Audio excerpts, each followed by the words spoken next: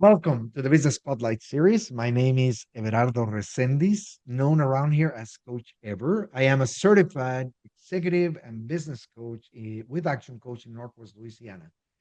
Today, I have Connie Richard, the owner and CEO of the Executive Office. And we're going to be talking about her business, the journey to business ownership, challenges, best practices, changes, things that are driven into business and share a peek into what it really is like to build and operate a business. If this is your first time on the channel, please be sure to like and subscribe to get notifications when we drop new conversations just like this one. And so, Connie, welcome and thank you for being here today. Well, thank you for inviting me. Would you share with us a brief overview of your background and tell us a little bit about the executive office? I have a master's degree from the University of New Orleans, and I started my business. It's going to be 10 years this year, and I provide executive level services for small businesses. Everything from answering the phone, receptionist, all the way up to bookkeeping, invoicing, newsletters, social media, kind of anything to help small businesses on their administrative tasks. Like the back office portion of the business. Yes, we're their I love it. operational backbone. There we go. And we all need that. And so, how long have you been doing this now, Connie? I started in 2016. So All like right. it's going on 10 years. Now, the executive office used to do some co-working. You had co-working space, so people could come and do some work from your facility, Right. right? So you were talking to me in the pre-interview about the fact that you had to shift that model, right? Yes. Will you tell us Um, a little bit about how that went? well, when I first started, that's what I was thinking about doing a co-working space because you always see people having meetings in restaurants or coffee shops. And it's kind of like, I don't want to talk about my financial position in public. So it was like, I thought this would be a good idea to have spaces for people to have meetings, or if they were working from home, just to have a stop off. Um, For me, it didn't work very well. I don't know if it was because of the area that I'm in or if I was too early, because now I notice that there's a lot more co-working spaces in the area. But for me, it really just wasn't working. And I was losing money at that point because, paying for the mortgage and insurance and everything, I just wasn't covering all my expenses for that. So I decided to shift and just work from home, and that has been working. I have two assistants who also work from home. So it kind of gives me the flexibility to work and visit people outside of my house, of the home Love it, office. love it. And so this decision to shift the model where you had made an investment to, go in must have been hard. It felt like it was my baby because it was my office. My husband redid the whole building. We had bought an older house that was in a commercial area, and we redid the whole thing. And it was just kind of like the last day I was walking through going, "Oh my God, we did all of this and I'm selling it. I can't believe I'm selling it. I'm gonna miss it." Because I thought it was beautiful. So yeah, so it was a closing chapter of my life, and yeah, I'm ready for, going forward with the next chapter. Right, Connie. And look, I mean, the whole point of this podcast is truly to bring forth these sort of decisions, okay? Because there are people out there who are in business and they're holding on to something that they may need to close the lid on and just move on, right? Right, You're very clear that this wasn't producing for you for whatever reason, right? Whether it right, could have or not, it just wasn't. And you had another portion of your business that actually does work and generates. And so why not take that leap, make that shift, and move on to what really makes you and helps you grow? So I know it was a hard decision, but kudos. It's not it's not what most people choose to do. And sometimes they're dragged down with it. yeah. So, you know, thank you for sharing that experience with us. So tell us a little bit about the role that you have in this business nowadays. Okay. So you said you have two assistants, right? And you have customers that you do the administrative support, some of the marketing support, right? Right. Um, are you doing a lot of that yourself, or is that something that you're leveraging? A lot of it I've learned as a business owner to delegate.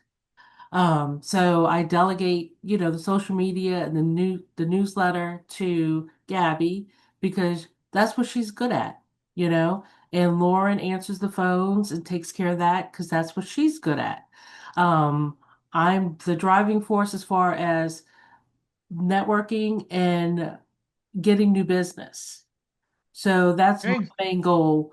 Plus, I do all the bookkeeping because I haven't found anybody that I trust to do that. Yeah, bookkeeping let's call it a delicate part of the business, You right? For see, any business. right. For a business, I see all of their bookkeeping. I know all of their pain points. I know what they're spending. I know what they're bringing in. I know who their clients are. So for me they trust me with that information. So I am very careful about who I'm going to trust to give that information to let them work on it. I haven't reached a point where I trust someone to do that yet. So, Right, my main part, the main thing that I do is generate business and help with the bookkeeping and explaining to business owners the profit and loss and their balance sheet. Because not everybody really understands that. right. Hey, you have no idea the amount of business that I go to that, they actually do have somebody providing them with the information, but they never look at it. I remember going once to see one, and they pulled out a stack of envelopes, all of them locked, closed, right? They have been sealed, with 2 years worth of financials that they had never opened. Yeah. I Isn't don't that understand. crazy? I've had clients where it's like, have you reconciled your books? And like, oh yeah, I reconcile every month. And I'm like, okay. And then you get into it and I'm like, okay, I'm not sure what you think reconciling your books are, but you're not doing it, you know? Right. So this is a very, very, very interesting point because a lot of people think that they are reconciling, right? So Right. why don't we explain it to them? What does it really mean to reconcile books? So when I mean reconcile the books, I'm looking at their bank statements, making sure that everything in the bank statements is in their, we use QuickBooks, in their accounting software, and that it is accurate. Make sure all the categories are accurate. A lot of times they might get something in and they put it in the wrong category. So when you try to go to do your taxes, then you may not get the full benefit of that expense. And what I try to tell clients too, because when they're looking at a profit and loss statement, they're like, but it's saying I made money, but I don't have any money in my bank account. And I'm like, well, okay, well, that's two separate things. You Yes. I explained to him what the profit and loss does. And, it's like just because you have money in the bank doesn't mean that your business is technically making money, Right. you know? So it's a lot of explaining to them what that means. I had one client who paid an annual invoice twice. And if I wouldn't have caught it, it might have been through the end of the year. And by that point, it's kind of hard to go back to say, hey, I paid it twice. I need a refund kind of thing. Right. So it's to keep on Wow. top of your expenses to make sure everything is accurate. Right. Right. And people should do that not only for businesses, but for the personal For things too. personal too, yeah. I mean, you, I had, we talked to a financial advisor and he was like, okay, I'm gonna have some questions. It's okay if you don't know the answers because no one does. I knew them because I check our banks personally. I check our bank statements every couple of days. I know what everything cost, So, I mean, that's important. You have to know these things. Yes, you do. And look, I'm a big believer that this work needs to be done by somebody outside of the business. Okay. Um, because if the owner does it, or the wife of the owner, or the husband of the owner, right? Right. Somebody's doing this work. We tend to assume that things are under control, and they're not. They're just being recorded. We have to be able to take a look at these things as a whole with fresh eyes and be able to ask the questions. it's funny that when we start actually asking these questions, we start getting some answers that we, you know, drive some action. And so Right. I see a lot of value on all of these. Thank you so much for that. Well, let's move on to what makes your business so special, right? So, who primarily does your business serve? If I'm in the audience, how will I know I'm a good fit for the executive office? Well, usually I work with smaller businesses. It's usually like the owner and maybe one or two employees.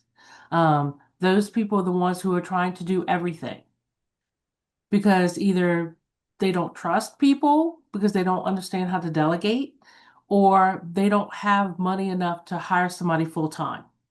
So I kind of fill that gap. I'm giving them the administrative backbone that they need without the added expenses of paying employment taxes, overhead, things like that. I have it structured to where I kind of know how much it's gonna take me to do jobs. So it kind of helps them with their budget. And then Right, you have somebody else helping you move things along because a lot of my clients we talk about strategic planning. This is what you're doing. This is what I think this will help you, you know, or I'll right. get the small businesses who started a business and didn't realize they need an occupational license, or I'm collecting sales tax, but how do I pay sales tax? So it's just you can't know everything. No, you can't. And truly, you know, when we look at businesses that are new, right? Maybe within a couple of years, um, we find that you know it's is not that there hasn't been an intent to take care of things, right? Right. But you're in building mode. You are, you know, focused on the generation rather than the accounting part of it. And so, what we leave on the sidelines normally tends to come back and hit us hard. And that's why they need this sort of service. So I love it. And so, what makes you unique? I'm sure you're not the only person in the North Shore area that is able to provide this kind of service, right? So, why will people choose you instead of your competitors? I think a lot of people have told me that they feel that I'm very open and honest. If I talk to a client and I don't think that I can help them, then I'm gonna be upfront and tell you, hey, that's not what I know how to do. And I have a network of people that if I don't know the answer, I can find somebody who does know the answer. So Very it's good. like sometimes I am very upfront with clients or potential clients, and I'll tell them, if I don't know something, I'm gonna tell you. I find that I think that I'm very honest, and I try to be as helpful as I can for my businesses and potential clients. There's this there's this component of directness, being direct, being succinct, um, and honest about your capabilities, right? Okay, Yes. very good. And so, what is one thing you wish more people knew about your business? That I'm not as expensive as they think. A lot of people think that I'm going to be very expensive, that they can get it cheaper overseas. Um, and they may get it cheaper overseas, but I have the knowledge of being in the United States. So if you're trying to do business here, I mean, I have Lauren, the girl who answers the phones. She has people who call her like weekly because they just enjoy talking to her. So it's like I don't know, we all have a great personality. Um, and yeah, that's the thing is I'm not as expensive as you think, but I will save you money or make you money in the long run. Love it, love it. Well, this question always leads me to the marketing. It's an area that is vital for every business, and often an area that many people struggle with. And so, I'm always curious about what people like you are doing. You know, how do you go about defining what marketing to use, what marketing channels to use, how much money you put into it, what does it, what's the structure of the marketing? How do we get this message out to the marketplace? I do a lot of networking. I belong to a BNI group, which has been a really good referral program for me. I find for my particular business that just meeting people and getting the word out, it just take a while. A lot of people think they're going to get into business and start making money right away, and it doesn't happen that way. A lot of it, especially in New Orleans and Louisiana, it's word of mouth. People want to know somebody that you've done business with. Right. Right. And more so when it comes to delegate things like, the back Yeah, office of my life, right? right. And so other than networking, is there any other way that you get the word out there about I how s- inexpensive your services are? well, I send out a newsletter every month and we do social media. I really don't. And there's some nonprofits that I work with that, they have sponsorship availability. So I use those opportunities to present myself to people. I love it. I love it. Okay. And so what approach do you take to leads? Like how do you track the people that contact you? How do you follow through? Do you have a CRM? Is there an Excel spreadsheet? How do you keep track of all of it? I have, I'm very organized. I have everything in my calendar and I use spreadsheets a lot of times to keep track of things. Um, my assistant Gabby has been trying to get us to use which one? Right, I think, which is good for her because she has to keep track of all the newsletters. Um, but for me, it's, I have paper. Yeah. Hey, some of us are kinesthetic. We need the paper to be able to, in fact, that's what I use all the Oh time. yeah, yeah. You should see. I'm building my own planner because everyone that I've seen online, they never have exactly what I want. So I make my own planner. Remind me about this later, Connie, but I will send you one that I found out that it's really, really cool. Okay. Okay. You can get it in Amazon. It's like 30 bucks. Okay. So, we spent a bunch of time focused on the business, sharing some of these ideas. I'd love to take a step back and dive into that journey of yours a little bit more. And so, you said you might have a master's, right? You started these with a different intent, but why do you choose to go into business for yourself as opposed to working for someone else? You know, Well, I always wanted to go into business for myself, but I never really knew what I wanted to do because it was like I didn't have an accounting degree.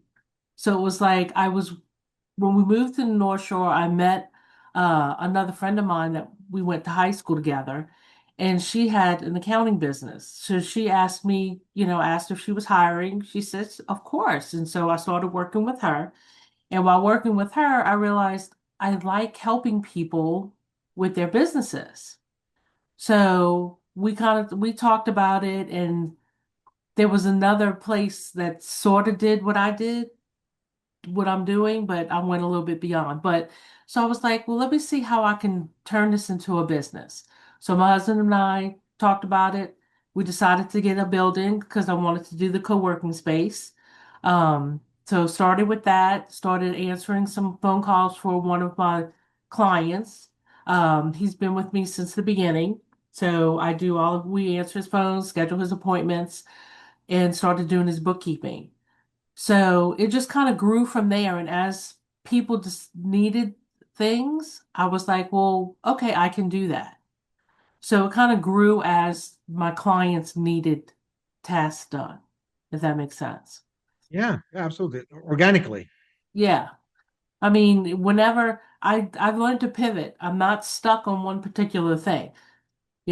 Like when I Yes. started, I wanted to do the co-working space. Well, nobody was doing that, but people were asking to rent the offices out.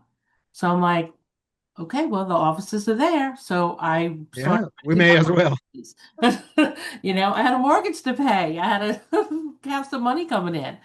So, so that's kind of it. And like I said, I pivot as far as whenever anything happens. Like when COVID hit and we all had to stay home, my business didn't stop. Everything was remote. I just set up in my living room and continued Right. working that way. So it's a difficulty of business, all the uncertainty that goes along with it. what normally drives people crazy when they are starting something like right. Yeah, But you hit the nail in the head. It's about the ability to adapt, to pivot, to see the opportunity, and maybe that doesn't go along with the plan that you had, but you can be married to whatever idea you had to begin with. right, Because if you do, then you'll never make the shift that will get you out of a bad situation. right. So, thank you for that insight. And so let's look forward a little bit and look at what comes next. So, where do you see this business in the next 3 to 5 years? I'm hoping that my assistant Gabby is she's actually my niece. So we've talked about her maybe like hopefully taking over one day. So I'm looking forward to her helping me grow the business. She's in a different part of Louisiana, so she's kind of in a networking group over there. So we're hoping to try to build it. She may be moving. We'll see. But if she moves, then we might be national because she's wants to move. I don't know if I should say. She has Yeah, she may be moving. Let's just leave it at that, but she's yeah, still gonna be yeah. It will working with give you an opportunity to go into a new market. yes. And so I'm kind of looking forward to that. And she has some great ideas.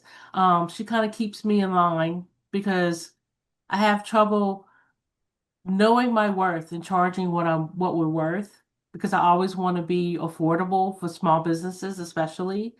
And yeah, we had a 2-hour session about how we need to market ourselves and what are our costs going to be and our expenses and what are we going to charge. So she kind of gives me a little kick every now and then. There you go. There you go. So there is some interesting growth potential in the future. So what's your approach as far as goal setting? Do you start a year with goals in mind? Do you write them down? Is this something that you We track just on a regular did, I have basis? a business coach that I use periodically, and we just did a revenue accelerator program. So she's outlined for the next 2 to 5 years what our growth plan looks like. So Gabby and I are looking at that and using it. And that's where some of my price increases has come from and how we're going to market and who we're going to market to. Um, my business coach has big fish on the brain. She always wants me to go for the big fish, and I'm like, I'm not comfortable with the big fish. I like the little fish. But we do have, I have a coach that kind of helps me move forward. Gabby and I, like I said, we sat down and we said what our goals were going to be, how many new clients we would like to get in each quarter, in what level. So I'm not a hard and fast stick to those. It's just kind of a goal and, work towards those things. Love it. Love it. Love it. Love it. Okay. Well, as we think of the future, right? It's always important to address the fact that you're gonna have as you grow, you're gonna need more people working for you. And so, what's your approach as far as attracting the right kind of people and keeping them around? Um, well, I'm thinking, let's see. It's always hard because I want somebody that I'm going to be able to trust. Because if you're working from home, they're not in my office, so I don't see what they're doing, so I have to be able to trust them. And I think, and I hope that I'm a good judge of character, that I can tell that from someone at the beginning. Um, and of course, I just hired my niece, so I know her. Right? And that was one of those, she said she was looking for a virtual assistant job, and I was like, well, are you interested in this? And so we kind of talked about it, and she is a good fit for it. Um, so I just kind of, I guess, use my instincts, which doesn't sound too professional, I guess, but How else are you gonna do it? I mean, yeah. yes, there's absolutely methodologies to follow, and some testing that can be done in place to perhaps kind of get some confidence in play when you're trying to bring new people on board, but it isn't easy to find the right fit. And so, one of the things that I always tell my clients is, it's not about what they have the capability to do or the competence to do. It really is about whether or not there's a good fit. Like if I actually have a vision, mission that I'm trying to pursue, and you enroll with it and you agree this is the right environment for you, all these things come into play, then half the battle is won. Yeah. It's only about teaching the skill set that they need, right? Right. So, but the reality is that there's a lot of people out there that may actually be a good fit for this type of work Yeah. of virtual assistants, and so the market should be pretty big for you to be able to choose if Right. you look for them, right? But it certainly is. I believe one of those industries that will continue growing over the next few years Right. because more and more we find that utilizing outside resources to do this kind of work eases the burden for businesses to grow, to invest in other parts of the business. Right. So we have certainly covered a lot of ground in this conversation today. And for those people who are watching, I highly encourage you to save these and come back a few times to do an additional watch. There's a lot of great nuggets here. And so as we begin to wrap up, I have a few rapid fire questions, Connie. Okay. Um, quick top of head answers for each, okay? So first question is, what is the key to success for you? Honesty and openness. What is your one piece of advice for other business owners? Learn how to delegate. Oh, isn't that interesting? I love it. What is one book that you're reading now or you have read that you think everybody should get their hands on? I usually read for pleasure. So, um, I don't have a good answer for that one. I read for pleasure. I don't read. We do too. So, what would you I recommend us read for pleasure? I I read paranormal romance. So, Okay. and I get the free books off of Barnes and Noble. So, I mean, that's my little guilty pleasure. That's what I read.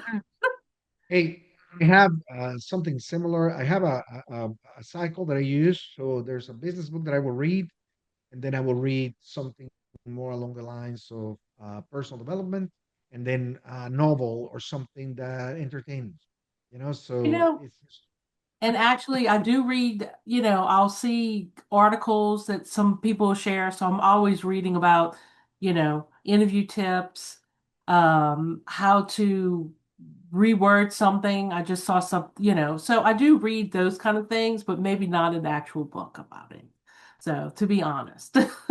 no, that's fine. Hey, before we get into the final question, right? Yeah. Let me ask you this: if you had to choose one area of your business that you could immediately improve tomorrow, what would that be? To improve more? Is that what you said? Yeah, to improve tomorrow. Like if you could tomorrow it'd be fixed, what would that be? Um,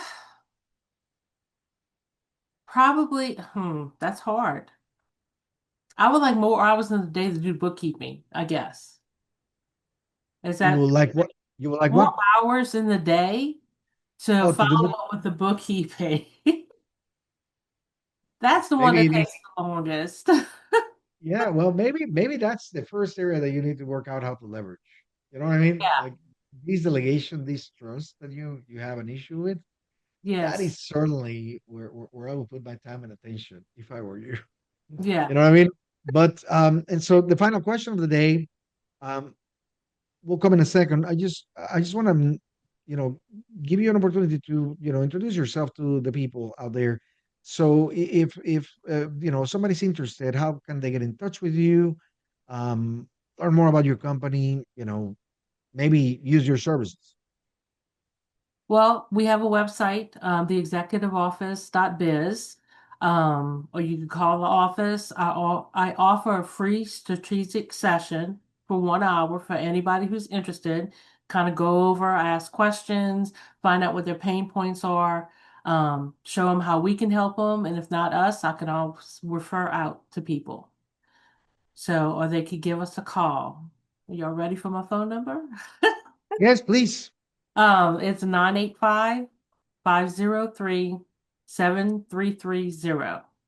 And if you All call, right. you'll meet Lauren. Lauren is awesome. Very good, Connie. Well, let me ask you these. Just to give it substance, um, when we're talking about a strategic hour, what does that entail? What does that mean for people?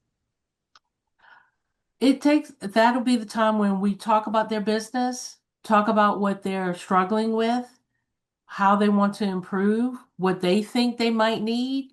And then using my experience, I'll say, okay, well, maybe, we'll look at it and say, I'll give them some suggestions of what they might, what might work.